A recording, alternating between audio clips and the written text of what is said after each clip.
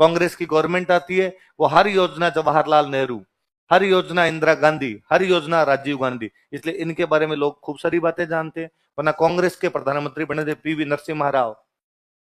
आप कितने लोग जानते हो पीवी नरसिम्हा राव के बारे में? बस इतना ही पता है कि पीवी नरसिम्हा राव प्रधानमंत्री थे, पूरा नाम ही नहीं पता। वरना जवाहरलाल नेहरू के बारे में तो हमें अभी जानते हैं कि पापा कौन थे, मम्मी कौन थे, दिवस कब मनाया जाता है। जिसके बारे में बताया जाएगा सरकारों द्वारा उसी के बारे में पता रहेगा, जिसके बारे में नहीं बताया जाएगा उसके बारे में पता। देवगौड़ा भी भारत के प्रधानमंत्री बने थे, पर देवगौड़ा के बाद में आगे हम कुछ नहीं जानते, क्योंकि देवगौड़ा की पीढ़ियों ने तो राज किया नहीं। देवगौड़ा की पार्टी आगे प्रधानमंत्री और बनाती तो देवगौड़ा के बारे में कुछ ना कुछ लिखवा देते। मैं तो और कहता हूं, शास्त्री जी के बारे में कितने जानते हैं? यदि शास्त्री जी का जन्म 2 अक्टूबर को ना हो तो शास्त्री जी की जयंती याद नहीं रहे। अक्सर कई बार लोग कहते हैं देखो महात्मा गांधी के चक्कर में शास्त्री की जयंती भुला दी गई। मैं कहता हूं भला मानो 2 अक्टूबर को है, महात्मा गांधी के चक्कर में शास्त्री जी की याद हो गई, वरना महात्मा गांधी की तो मनाते। शास्त्री की यदि 2 की जगह 7 या 10 होती तो शास्त्री की कोई नहीं जानता। लोग बताओ फिर देखे कि अपने नरसिम्हा राव की जयंती कितने लोग जानते हैं कि कब आती है जयंती? देवगौड़ा की जयंती कब आती है? आई के गुजराल की जयंती कब आती है? प्रधानमंत्री तो बने थे भारत के, तो वैसे शास्त्री जी बन के रह जाते। पता उन्हीं के बारे में चलता है जिनके बारे में सरकारों द्वारा बताया जाता है। आज सरकारें यह है, उस टाइम की सरकारें वो थी। आई बात सिंपल सी। ये मैं कहता हूं बीजेपी की गवर्नमेंट आ गई इसलिए अटल बिहारी वाजपेयी के बारे में फिर भी योजना वगैरह शुरू हो गई, वरना वाजपेयी को नहीं जानते आगे आने वाली पीढ़ी कि कौन था कौन नहीं था। तो जब आपकी पीढ़ियां, आपकी पार्टी, आपकी विचारधारा राज करेगी तभी आपके बारे में चीजें पता चलेगी, वरना चीजों को पता। ये बीजेपी आई तो बीजेपी ने योजना निकाली दीनदयाल उपाध्याय, तो लोगों ने कहा है कौन है, हम तो जानते नहीं। तो बीजेपी ने कहा नहीं साहब, पहले हमारी पार्टी थी जनसंघ, और जनसंघ के संस्थापक श्यामा प्रसाद मुखर्जी और दीनदयाल उपाध्याय थे। तो इतने साल तक हमने नहीं जाना। बीजेपी ने कहा इतने साल हमारा राज ही नहीं था, राज कांग्रेस का था, कांग्रेस का राज था, तो कांग्रेस दीनदयाल उपाध्याय के नाम पर क्यों चलाएगी योजना? ये बीजेपी एक योजना बता दो इंदिरा गांधी राजीव गांधी के नाम पे चलाती हो तो। मैं कहता हूं इनका यदि 50 एक साल और लगातार रह जाए तो भाई राजतंत्र जैसा नहीं, लोकतंत्र चेंज हो सकता है, 5 साल बाद में चेंज हो जाए। यदि राजतंत्र हो और आगे इन्हीं का राज रहे तो लोग भूल जाए इंदिरा गांधी राजीव गांधी नाम के लोग इस दुनिया पर पैदा हुए थे। सारी बिल्डिंग खत्म कर दो, नए नाम लगा दो वहां पर, इतने में खत्म हो जाएगी चीजें अपने आप में।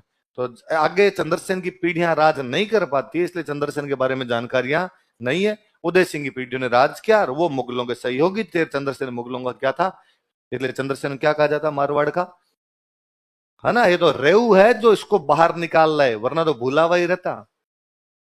बीएन रेऊ नहीं आते, और बीएन रेऊ यदि चंद्रसेन वाली हिस्ट्री नहीं पढ़ते तो कुछ भी पता ही नहीं चलता हमें चंद्रसेन के बारे में। क्या अभी तक भी चंद्रसेन के बारे में खूब सारी चीजें हैं जिनके बारे में कोई जानकारियां नहीं, और अपने डंके डंके इतिहासकार इतनी मूर्ख बातें करते हैं जिसकी हद नहीं।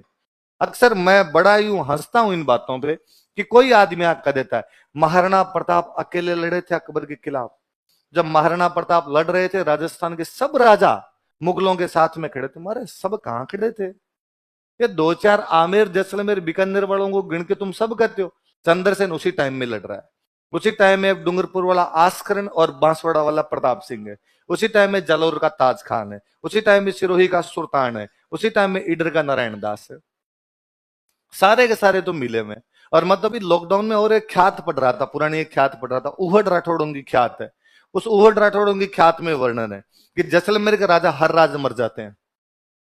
कौन मर जाते हैं? जैसलमेर के राजा हर राज। तो चंद्रसेन और प्रताप दोनों एक साथ वहां पर बैठने के लिए गए। बैठना समझते हो? कोई मर जाता था अपने वहां, तो चंद्रसेन और प्रताप दोनों एक साथ वहां बैठने के लिए गए। तो पहले यहां से वो ये मारवाड़ में मिलते हैं, प्रताप यहाँ मेवाड़ से मारवाड़ आता है, चंद्रसेन मारवाड़ में था। यहां से दोनों जाते हैं आबू। आबू में वहां पर देवल रहते थे, देवल राजपूत थे, प्रतिहारों की एक ब्रांच है देवल। देवल महाराणा प्रताप के सहयोगी थे। देवल आबू के अंदर वहां पर मुगलों को परेशान कर रहे थे, इसलिए महाराणा प्रताप चंद्रसेन देवल गए, और देवल जाके वहां सॉरी आबू गए। आबू में देवलों को राणा की उपाधि थी। किसकी उपाधि थी? महाराणा प्रताप ने कहा मैं राणा हूं, इसी प्रकार तुम भी मुगलों से लड़ रहे हो तो तुम भी यहाँ के क्या हो? रहना।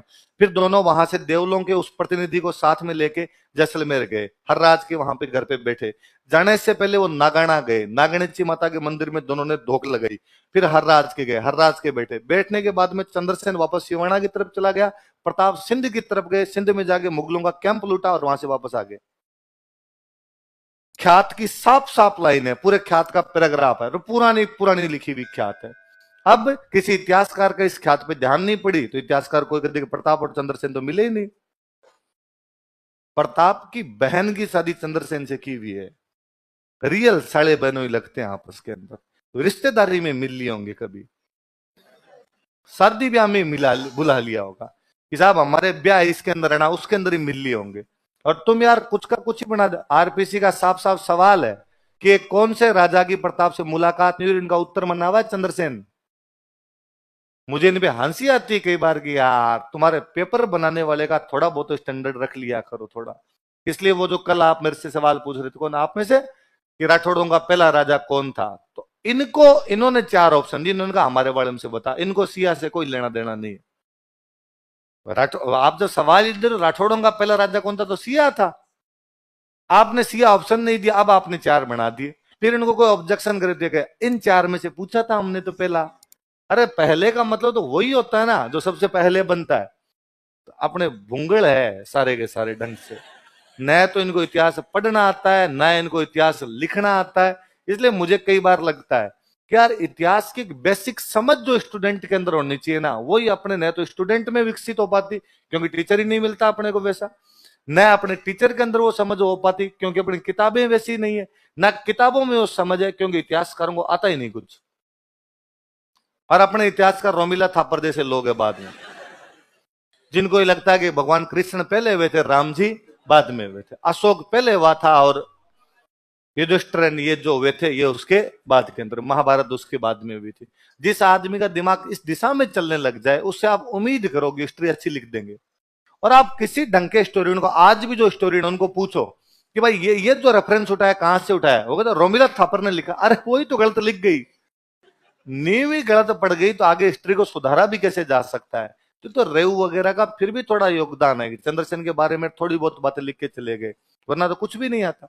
मुझे लगता है एक राजा जिसने लगातार 12 साल तक मुगलों से लड़ाइयां की है, आप देख लो दुर्भाग्य क्या है कि हमें एक भी युद्ध नहीं पता उसका।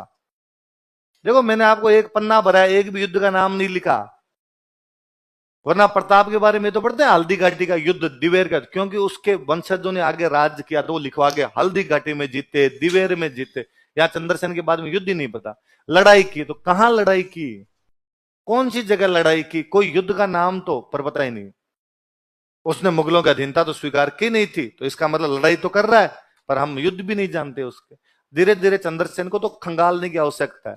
ये तो आरपीसी का एक मामले में मैं बहुत अच्छा प्रशंसक हूं कि आरपीसी ने चंद्रसेन के सवाल पूछ पूछ के कम से कम अपने को यह तो बाध्य कर दिया कि चंद्रसेन को पढ़ाओ और पढ़ो। कि भाई उसने भले इतना ही पूछा हो मारवाड़ का प्रताप किसे कहा जाता है, कि चंद्रसेन को। अब इस चक्कर में अपने को एक पन्ना पढ़ना पड़ गया। अपने लगता है पिछली बार मारवाड़ का प्रताप पूछा था, अगली बार कहीं ये पूछ ले मारवाड़ का भूला बिसरा राजा किसको कहते हैं तो बताना पड़ेगा। अगली बार को ये पूछ ले सिवाना के किले पर कब्जा करने वाले मुगल सेनापति का नाम क्या था तो बताना पड़ेगा। तो कम से कम 10 बात पढ़ते तो है। तो चंद्रसेन तो आप जब कंपटीशन वाले बच्चे चंद्रसेन के बारे में पढ़ते तो ऊपर बैठ के पुष्प वर्षा करता होगा आप पे कि मेरे तो परिवार वालों ने याद नहीं किया, धन्य हो तुम, धन्य है तुम्हारे माता पिता जो याद तो कर रहे हैं कम से कम। मालदेव के सबसे बड़े बेटा था, उसका नाम था राम। क्या नाम था? फिर एक बेटा था उसका नाम था उदय सिंह, फिर एक बेटा था उसका नाम था चंद्रसेन। बड़ा बेटा कौन है?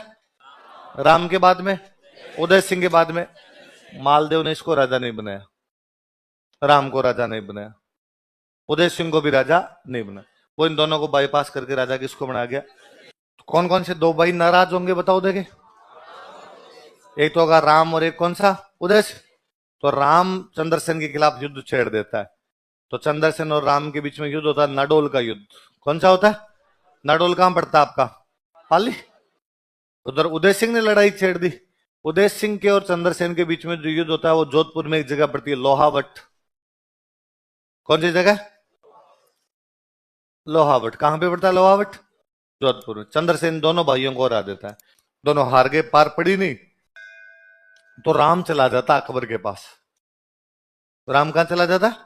अकबर को। और अकबर को जाके उसने कहा कि बादशाह अकबर, मैं मालदेव का सबसे बड़ा बेटा हूं, लेकिन पिताजी मेरे को राजा नहीं बना के गए, हमारे तीसरे भाई चंद्रसेन को राजा बना गए, तू हमारी सहायता कर। अकबर को मजा आ गया, क्योंकि मालदेव शक्तिशाली राजा था, इसलिए अकबर की मालदेव पर आक्रमण करने की कभी भी हिम्मत नहीं हुई। अब तो मालदेव के खुद के बेटे लड़ रहे हैं, तो एक तो मौका मिल रहा है। फिर एक बेटा तो उसके पास से आया बेटा, उसने कहा राम पक्की सहायता करेंगे, चिंता मत कर।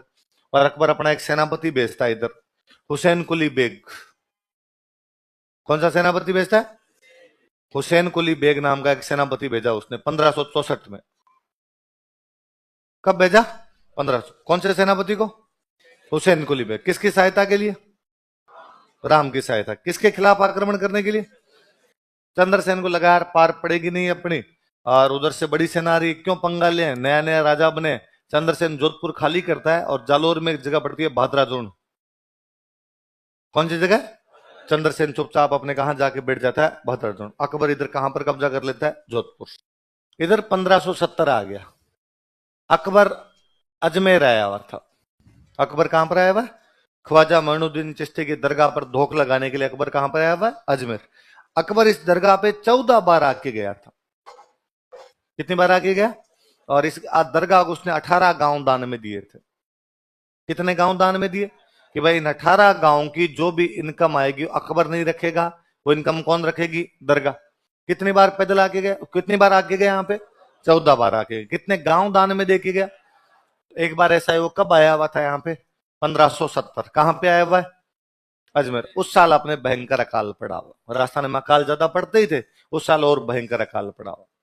अभी होता है ना कई बार, मान लो अपने कोई बड़ा नेता आया हुआ अपनी कॉलोनी में, तो कॉलोनी वाले सारे जाते हैं साफ सड़क बनवाओ, हमारे लाइटें नहीं, लाइटें लगवाओ। तो पहले बड़े नेता ये राजा महाराजा होते, तो अकबर के पास में लोग गए और जाग कहा कि बादशाह अकबर, हमारे अकाल पड़ा हुआ है, अकाल में सहायता तो कर दे यार थोड़ी। तो अकबर ने कहा ठीक है, बताओ क्या सहायता करनी है यार, चला को अकाल राहत काम चला। तो उसने कहा ठीक है, मैं तुम्हारे राजाओं से बातचीत करता हूँ, तुम्हारे राजाओं से बातचीत करके कोई हल निकालते हैं।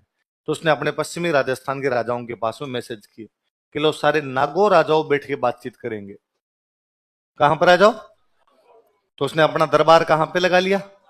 नागौर में दरबार लगा लिया। अब पश्चिमी राजस्थान में अपने 3 बड़ी रियासतें पड़ती थी, बीकानेर, जोधपुर, जैसलमेर। कौन कौन सी थी? बीकानेर में राजा था कल्याणमल। राजा कौन है? ये आ गया। जैसलमेर का राजा था हर्राज। राजा कौन था? हर्राज। ये आ गया। इधर चंद्रसेन का एक भाई है ना, उदय सिंह, ये पहुंच गया। ये चंद्रसेन से पहले ही चला गया। ये गया उदय सिंह, और इसने जाके, ये तीनों वहां पहुंचे पहले। कौन कौन आपके? बीकानेर का कल्याणमल, जैसलमेर का हर्राज, और चंद्रसेन वाला भाई कि हाँ भाई बता अकबर, तेरा समाचार आया था कि नागौर आके मिलो, अकाल की कोई बात करनी है। अकबर ने कहा बैठो रे एक बार, चाय पानी पियो। अरे अकाल की बात तो करते रहेंगे, पहले ये बताओ तुम में से संधि कौन कौन कर रहा है? और अकबर ने कहा यार देखो, लड़ाई में कुछ ही नहीं पड़ा, लड़ोगे तो तुम्हारे भी घाटा और मेरे भी घाटा। मेरे घाटा कम होगा और तुम्हारे ज्यादा होगा, मेरे पास तो बड़ी सेना है, तुम मर जाओगे। वैसे तुम्हारे हर साल अकाल पड़ते हैं, खाने के तुम्हारे पास दाने नहीं है, कहां से इतनी सेना लाओगे? तो अपने संधि कर लेते हैं, तुम तुम्हारे राज करो, मैं मेरे राज करूंगा, मैं तुम्हें डिस्टर्ब नहीं करूंगा, तुम मुझे डिस्टर्ब मत करना।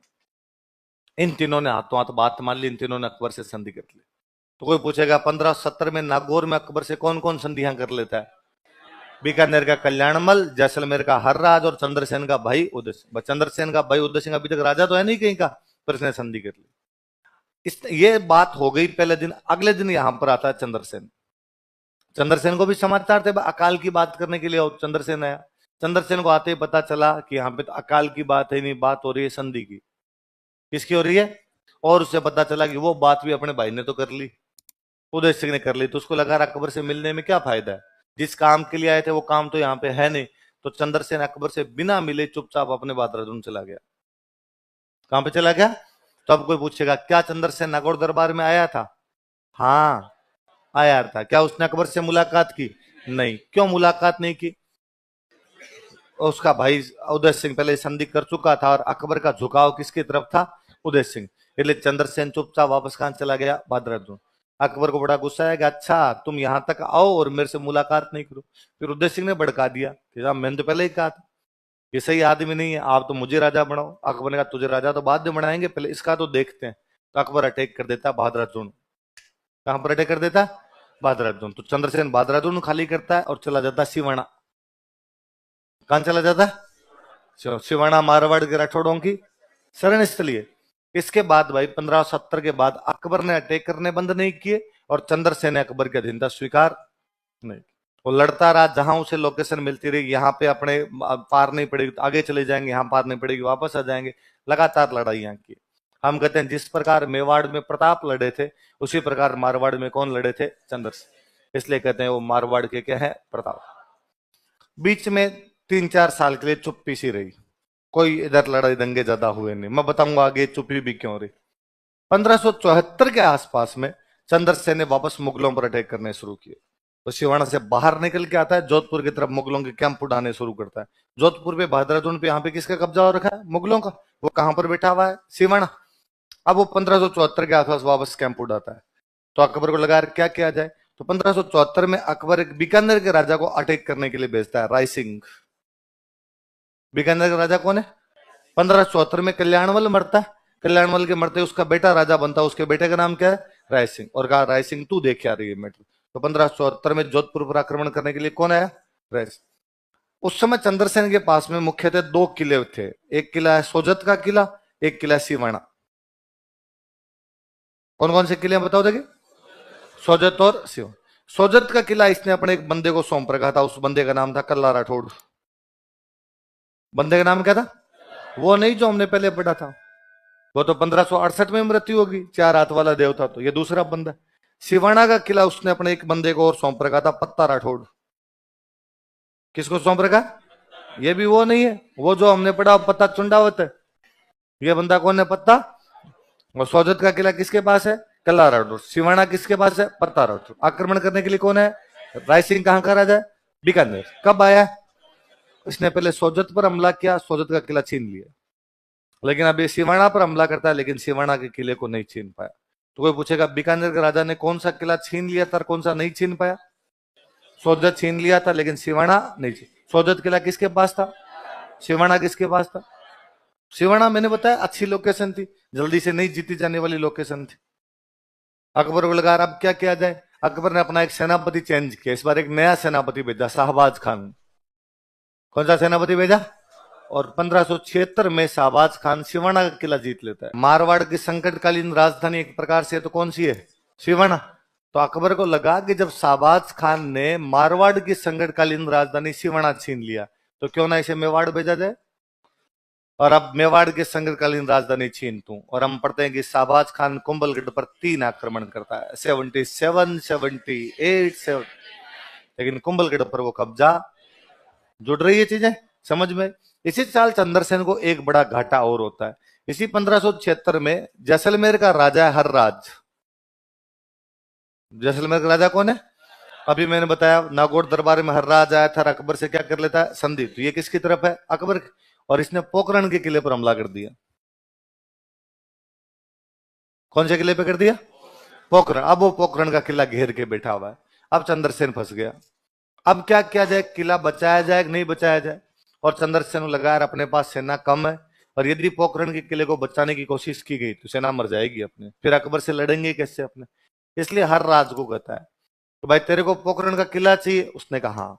कहते कि लड़ेंगे तो हो सकता है मैं हार जाऊं और तू किले पे कब्जा कर ले, लेकिन तेरे भी बंदे तो मरेंगे। ये तो है नहीं कि हमारे को 10 मरे और भाई हमारे तो 1000 मरे, तेरे 10 मरेंगे तो किले पे कब्जा कर लेगा। हमारे 1000 मरेंगे, तेरे 1500 लेके मरेंगे। इससे अच्छा है तेरे को किला चाहिए, मैं तेरे को बेच देता हूं, खरीद ले, मेरे को रुपए चाहिए। चंद्रसेन अब इधर उधर भटक रहा, तो उसके पास रुपए की कमी पड़ गई। तो उसने कहा रुपए कितने लेगा? तो कहा 1 लाख रुपए में दे दूंगा।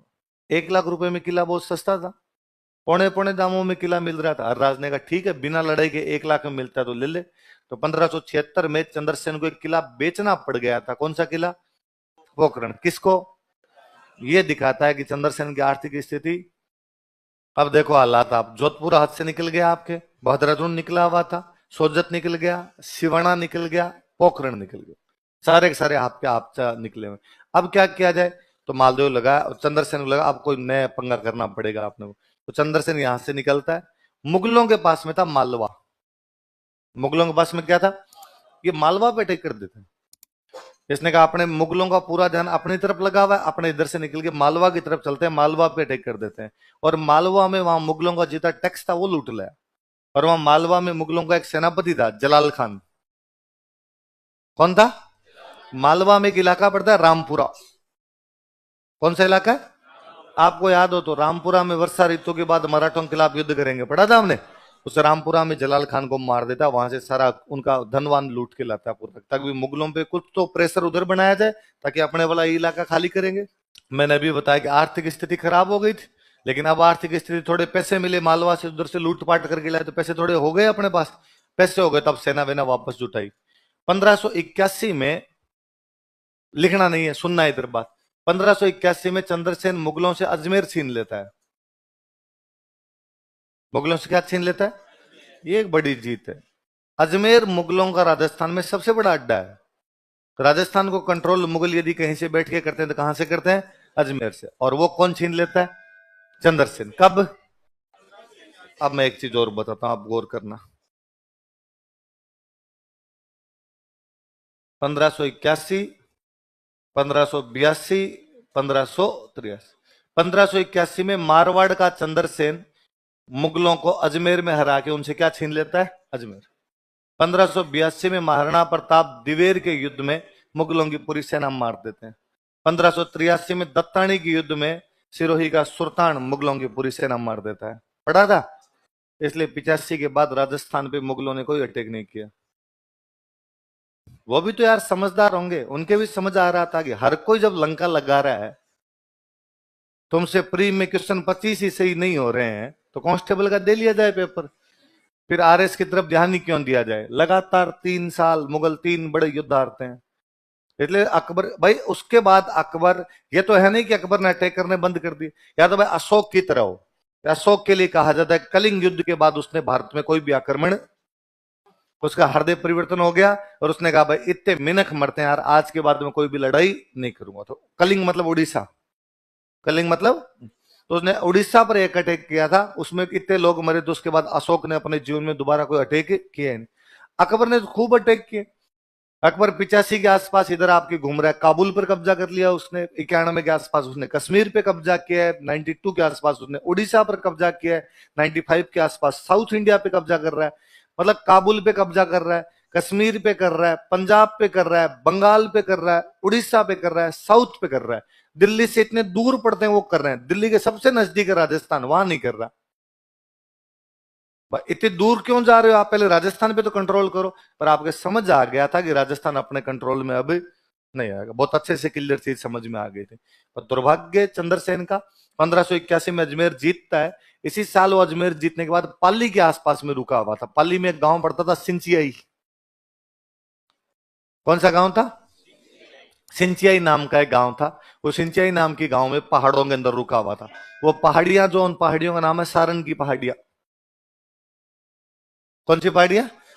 पाली में सारण की पहाड़ियां, उनमें गांव है, गांव का नाम क्या है? सिंचे। यहां पे रुका हुआ है चंद्रसेन।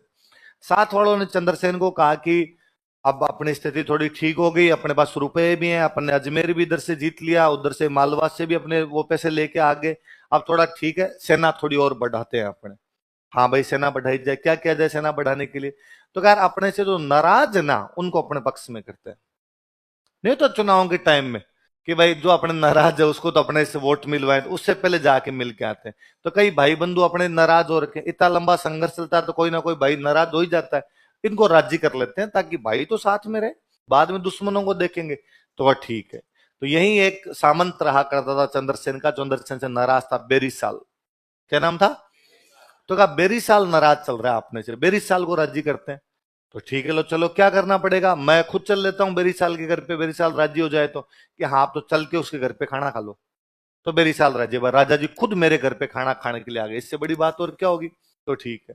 तो बेरीसाल के घर पे खाना खाने के लिए गया। कहते जब वापस लौट रहा था तो उल्टियां करते हुए आया था। बेरीसाल ने जहर मिला दिया था। तो चंद्रसेन की मृत्यु हो। राजस्थान के 3 राजा इस दुर्भाग्य के शिकार हुए जब उनके साथ वालों ने उनको जहर दिए थे। सांगा, राज सिंह और चंद्रसेन। राज सिंह, इसी पर राज सिंह वाला युद्ध तो और बड़ा शानदार है। राज सिंह जब यहाँ पे लड़ाइयां कर रहे थे औरंगजेब से, तो औरंगजेब का एक बेटा आक्रमण करने के लिए आया था, आजम। कौन आया हुआ था? आजम। आजम आया था। तो राज सिंह आजम के पास लेटर लिखते हैं और आजम कहते हैं कि क्या छोटी छोटी सेना ले लेके आते रहते हो, कभी 1500 आदमी आते हो और कभी 3000 आदमी आते हो और कभी 5000। एक बार डंकी लिया और डंकी लड़ाई कर लेते हैं, और इस बार डंका युद्ध करेंगे, ढंग से आना। ये बार बार की लड़ाइयां बंद करो, जो होगा वो एक बार में देख लेंगे। और नाथद्वारा के आसपास इनको कहीं पर लड़ाई करनी थी। आजम उधर से अपनी एक लंबी चौड़ी 50,000 की सेना लेके आ रहा था। इधर से राज सिंह जी अपनी एक को 30-35 हजार की टुकड़ी थी, वो लेके जा रहे थे कि लड़ लेंगे, इतने से लड़ लेंगे, 50,000 से लड़ लेंगे, कोई दिक्कत नहीं। राजसमंद में इधर कुंभलगढ़ के आसपास एक गांव था ओड्डा। उस ओड्डा नाम के गांव में और 7 वालों को लगा क्या राज सिंह जी जिद्दी आदमी है, लड़ेंगे लड़ेंगे तो युद्ध में अपने मर सकते हैं, लड़ाई में जाओगे तो मर ही सकते हो, उसके अंदर क्या है। वो ओड्डा में वहां खाना खाने बैठते हैं तब जहर मिला देते हैं। तो राज सिंह तो वो मरने लगते हैं, उनको समझ में आ जाती है भाई मेरे को जहर दे के मार रहे हैं। तो राज सिंह वहां अपने पास में एक सामंत खड़ा रहता है, कोठारिया। राजसमंद में जगह पड़ती है कोठारिया, उसको राज सिंह कहते हैं कि मरने का दुख ही नहीं, कोई नहीं, तुमने मार दिया तो मार दिया। दुख इस बात का है कि मैंने आजम को वचन दिए थे, मैंने आजम को कहा था कितनी भी बड़ी सेना लेके आ जाना, मैं सामने आऊंगा। दुख इस बात का मैं वचन पूरे नहीं कर पाऊंगा। काश तुम जहर नहीं देते, इससे अच्छा तो युद्ध में मुझे और किसी तरीके से मार देते, मैं लड़ तो लेता उससे जाके। फिर वो कोठारिया का सामंत था रुकमानंद, रुकमानंद पास में खड़ा था। उसने कहा चिंता मत करो, आपके वचनों का पालन मैं करूंगा। अब भले हम हारे हैं भले जीते हैं, लेकिन आजम से जाके लड़ लेंगे, आजम से जाके हम मर जाएंगे। रुकमानंद लड़ता है, लड़ता हुआ मारा जाता। थोड़ी सी सेना लेके गया, आजम से मरना ही था बाद में वो। पर राज सिंह को जहर दिया गया था, सांगा को जहर दिया गया था। किसको जहर दे दिया गया? कोई पूछेगा कि चंद्रसेन को मारवाड़ का प्रताप कौन कहता है, तो कौन कहते हैं? विश्वेश्वर नाथ। अरे बाद किसी ने कहा यार प्रताप राजा बने थे 1572। कब राजा बनते हैं? 1572 में राजा बनते हैं। लेकिन चंद्रसेन तो पहले ही बन गया था, चंद्रसेन तो 1562 में बन गया था। और उसके बाद से ही वो तो अकबर से लड़ाइयां हो ही रही है उसकी। तो प्रताप से पहले से ही कोई लड़ाइयां यदि चालू रखे हुआ था तो वो कौन था? चंद्रसेन रखा था। इसका मतलब प्रताप से तो आगे आगे चल रहा है वो। आगे आगे चलने वाले को कहते हैं अग्रगामी। क्या कहते हैं? अग्र मतलब आगे, गामी मतलब चलने वाला, आगे आगे चलने वाला मतलब अग्रगामी। तो नाम क्या पड़ गया? प्रताप का। पर फिर हम कहते हैं कि भाई प्रताप से आगे भी चल रहा है, प्रताप की तरह वो लड़ रहा है, लेकिन जितने फेमस प्रताप हुए उतना फेमस चंद्रसेन तो नहीं हुआ। तो हम कहते हैं चंद्रसेन मारवाड़ का कैसा राजा है? बुला। मैं यहीं से वापस बात शुरू करता हूँ कि हम उसको कहते हैं मारवाड़ का बुला बिसर, कि भाई ऐसा राजा है जिसे मारवाड़ ने क्या कर दिया, बुला दिया। कि भाई चंद्र प्रताप के बारे में हम तब भी जानते थे जब आप यहाँ एडमिशन नहीं लेते। प्रताप के बारे में वह बच्चा भी जानता है जो हिस्ट्री नहीं पढ़ता, भले वो साइंस का भले वो कॉमर्स का। प्रताप के बारे में नाम तो सुन ही रखा, प्रताप के बारे में जानता है, हल्दी घाटी के बारे में जानता है, चेतक के बारे में जानता है, कुछ ना कुछ नाम सुने हुए।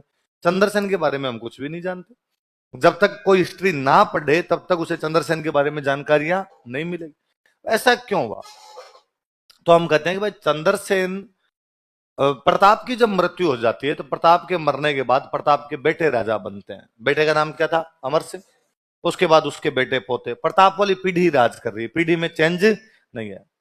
अच्छा, प्रताप के बेटे अमर सिंह ने क्या राजा बनते अधीनता स्वीकार कर ली थी? मैंने बताया था, उसने 17 युद्ध जीते हैं मुगलों के खिलाफ और फाइनली 1615 में संधि कर भी ली। वो संधि 2 राजाओं के टाइम में ले दे के जारी रही, करण सिंह और जगत सिंह। राज सिंह ने तो वापस धज्जियां उड़ा दी थी। उसके बाद फिर राज सिंह लड़ा है, फिर जय सिंह लड़ा है, जय सिंह ने बीच में संधि के, फिर अमर सिंह वापस देबारी समझौता कर लेता है, फिर संग्राम सिंह वापस बंधन वाला युद्ध लड़ लेता है। इसका मतलब प्रताप की पीढ़ियों ने लगातार मुगलों से क्या किया है? संघर्ष। और जब वो लगातार मुगलों से लड़ाई करते रहे तो उन्होंने हर बार प्रताप को याद किया। कि हम पढ़ते हैं कि जगदीश मंदिर की प्रशस्ति में लिखा हुआ है कि हल्दी घाटी युद्ध में प्रताप जीत गए थे। हमने पढ़ा बाद में कि राज प्रशस्ति में लिखा हुआ है कि हल्दी घाटी युद्ध में प्रताप जीत गए थे। बार बार उनके पूर्वजों ने आगे प्रताप को याद किया, प्रताप के बारे में लिखवाया, प्रताप के बारे में कहानियां लिखी गई, गीत लिखे गए, उनके बारे में पेंटिंग्स बनाई गई। इसलिए लोगों के दिमाग में भी प्रताप छाए रहे, प्रताप को कभी भी लोग भूले नहीं।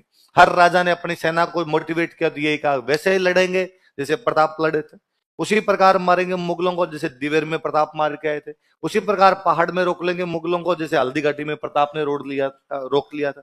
इसलिए कभी भी जनता के दिल से प्रताप निकल नहीं पाए। यहां मारवाड़ में यह हुआ कि चंद्रसेन मरता है, चंद्रसेन के मरते ही मारवाड़ का राजा बनता है मोटा राजा उदय सिंह। ये जो उदय सिंह है, उदय सिंह शरीर में मोटा था इसलिए अपने क्या कहते हैं उसको मोटा रहा। तो चंद्रसेन के मरने के बाद उदय सिंह, जो चंद्रसेन वाला भाई है, वो राजा बन गया, उदय सिंह राजा बन गया। उदय सिंह के बाद उदय सिंह के बेटे पोते पड़पोते सड़पोते राजा बने। मतलब चंद्रसेन वाली पीढ़ी ने राज नहीं किया। कौन सी पीढ़ी ने राज किया? उदय सिंह। अब मुझे बताओ, क्या उदय सिंह या उदय सिंह की पीढ़ी के लोग चंद्रसेन के बारे में एक भी अच्छी बात लिखवा सकते हैं? अब मान लो उदय सिंह लिखवाए, उदय सिंह लिखवाए भाई एक किताब लिखो और लिखो उसमें कि मेरा भाई चंद्रसेन महान आदमी था। तो सवाल यह है कि महान क्यों था चंद्रसेन? हर एक अकबर के खिलाफ लड़ा था। अच्छा, वे लोग जो अकबर के खिलाफ लड़ते हैं वो महान होते हैं? कहां? फिर तू लीचड़ों का सरदार है, तू तो अकबर से संधि किए बेटा है। अब उदय सिंह के बाद में उसके बेटे पोते पड़पोते होंगे, क्या वो उदय सिंह के बारे में एक भी ढंग की बात लिखवाएंगे? आपकी मान डाकण कौन, सॉरी चंद्रसेन के बारे में, चंद्रसेन के बारे में कभी भी अच्छी बात नहीं लिखवाएंगे। क्योंकि यदि चंद्रसेन के बारे में अच्छी बात लिखवाई जाती है, इसका मतलब उदय सिंह पे सवाल उठता है। और कोई भी परिवारजन कम से कम अपने दादा परदादा पे किसी भी प्रकार का सवाल तो नहीं उठाना चाहेगा। इसलिए चंद्रसेन पर पूरे मारवाड़ में कोई किताब नहीं लिखी गई। और यदि किसी ने लिखने की कोशिश भी की होगी तो राजा ने कहा थप्पड़ मारूंगा, किताब जला तरी। इसलिए आप पूरा जोधपुर घूम लीजिए, चंद्रसेन के नाम पे कोई सर्किल भी नहीं है, चंद्रसेन के नाम पे कोई रोड नहीं है, चंद्रसेन के नाम पे कोई महल नहीं है, चंद्रसेन के नाम पर कुछ ही नहीं मिलेगा आपको। ये तो आजादी से थोड़े टाइम पहले बीएन रेऊ जोधपुर वालों की हिस्ट्री लिखने लगते हैं, तो बीएन रेऊ को ये कैरेक्टर मिला, वरना लोग तो भूल ही गए थे। लोगों को तो पता ही नहीं था चंद्रसेन नाम का कोई राजा इस प्रकार की बातें भी कर गया। रेऊ ने जब किताबें पढ़नी शुरू की तो रेऊ को पता चला कि यार चंद्रसेन एग्जैक्टली वैसे लड़ रहे हैं जैसे कौन लड़ रहा है? प्रताप लड़ रहे। तो रेऊ ने निकाल के कहा कि भाई ये मारवाड़ के क्या है? प्रताप। जब रेऊ ने कहा मारवाड़ के प्रताप, तो लोगों ने कहा साहब ये तो प्रताप से पहले के है, प्रताप ने तो बाद में लड़ाई शुरू की, इन्होंने तो लड़ाई पहले ही शुरू कर दी। प्रताप के राजतिलक समारोह में तो चंद्रसेन गया हुआ था, तब तक तो चंद्रसेन राजा बन चुका था। तो उन्होंने कहा ये प्रताप का क्या है? अग्रगामी। फिर हमने कहा कि भाई मारवाड़ के लोगों ने भुला दिया, इसलिए क्या हो गया मारवाड़ का। अच्छा, एक सवाल ये उठता है कि यार ठीक है, चंद्रसेन का भाई राजा बन गया उदय सिंह, और उदय सिंह के बेटे पोते पड़पोतों ने राज किया, इसलिए चंद्रसेन के बारे में अच्छी बातें नहीं लिखी। चंद्रसेन के खुद के बेटे पोते कर लेते कुछ ना कुछ। तो चंद्रसेन का बेटा था राय सिंह। बेटा कौन था? चंद्रसेन के मरने के बाद राय सिंह ने खुद ने मुगलों का कैंप ज्वाइन कर लिया। भाई यहाँ राजा चंद्रसेन का भाई बन गया, भाई बन गया तो करे क्या? कहीं तो कमा के खाए। तो उसने छोड़ा यार चाचा जी के साथ तो रहना नहीं, चाचा जी की तो पापा से बनती नहीं थी, तो मुगलों के पास ही चला गया। और हम पढ़ते हैं कि दत्तानी वाले युद्ध में मुगलों का सेनापति था जगमाल और राय सिंह। नहीं बताया था मैंने? तब लिखवाया था राय सिंह चंद्रसेन का बेटा है, लिखवाई थी, वो इसी चंद्रसेन का बेटा है। तो राय सिंह 1583 में तो वैसे ही मर गया, फिर वो मुगलों वाली साइड में चला गया था, तो उधर से भी कौन लिखवा था? तो कभी कोई इंटरव्यू में पूछेंगे आपसे कि चंद्रसेन को मारवाड़ का भूला बिसरा राजा कहा जाता है, क्यों भुला दिया लोगों ने? तो कहना उनको कि सर इसलिए भुला दिया कि पीढ़ी परिवर्तन हो गया। पूरी तरीके से चंद्रसेन ने राज नहीं किया था, चंद्रसेन के भाई उदय सिंह ने राज किया था, और इन दोनों में विचारधारा का अंतर था। चंद्रसेन जहां मुगलों का विरोधी था, वहीं उदय सिंह जो था मुगलों का सहयोगी था। और चूंकि उदय सिंह तथा उदय सिंह के आगे जो राजा बने उन्होंने मुगलों का सहयोग किया, इसलिए उन्होंने मुगलों के विरोधी चंद्रसेन के बारे में कुछ भी लिखवाने का प्रयास। जनता के दिमाग में चीजें तभी रहेगी जब उसके बारे में बार बार बताया जाएगा, किसी के बारे में नहीं बताया जाए तो उसके बारे में जानकारियां भी नहीं।